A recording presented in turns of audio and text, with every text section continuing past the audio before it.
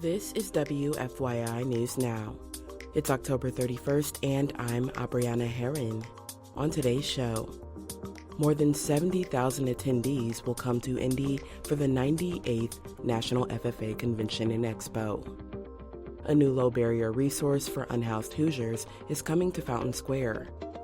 And tariffs, immigration, and the government shutdown have created a precarious U.S. market that Indiana is not immune to.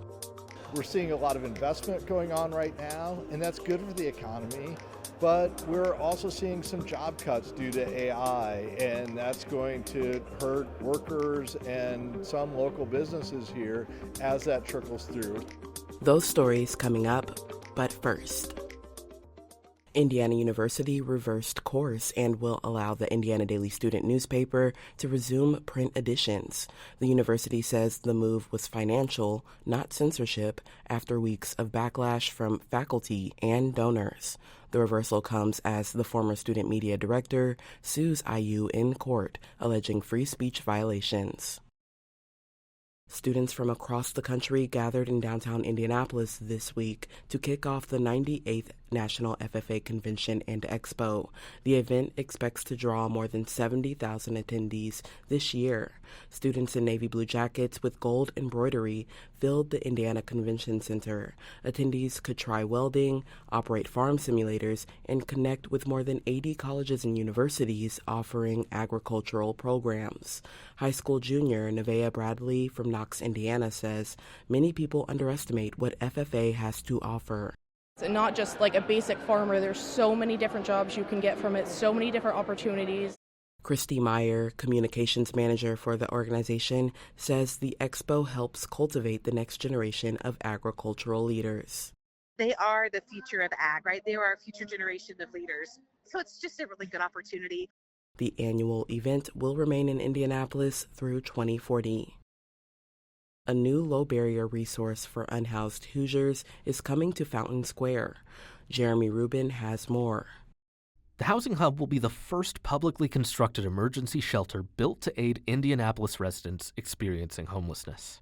The $32 million project will include 150 beds, available to individuals and families. Tenants will also get hot meals and access to bathing and laundry facilities. The shelter will be operated by Aspire Indiana Health. Aspire President and CEO Anthony Sheehan says the shelter will be critical in helping unhoused people who live with addiction. Clinical treatment makes a difference. Getting access to it is the challenge, and that's what we're going to be doing here. The Housing Hub is planned to open in 2027. I'm Jeremy Rubin. And for our final story today, tariffs, immigration, and the government shutdown have created a precarious U.S. market that Indiana is not immune to. Samantha Horton reports economists from Indiana University expect the state will fare better than some others in the coming year. The Indiana University Kelley School of Business's Economic Outlook, Futurecast 2026, indicates that while recession is not projected, slower growth is expected for the state. Artificial intelligence has been a key driver in growth this year that will continue into 2026. AI brings the expansion of data centers and companies investing in software. IU economist Kyle Anderson says it's created an economic disruption.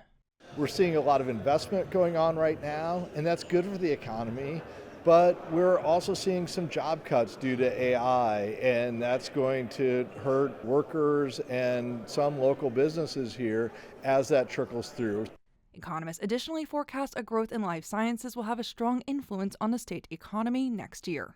I'm Samantha Horton. Presentations in other cities will take place in November, including Bloomington, South Bend, and Jasper. That's all for today's episode of WFYI News Now. Our podcast is produced by Zach Bundy, with support from the news team at WFYI and public media journalists across the state. Our news director is Sarah Neal-Estes. Kendall Antron produced our music, and I'm your host, Abriana Herron. If you like today's episode, remember to subscribe and share, and follow WFYI on Instagram, TikTok, Facebook, and YouTube to check in on our newsroom throughout the day. Thanks for listening. We'll be back on Monday.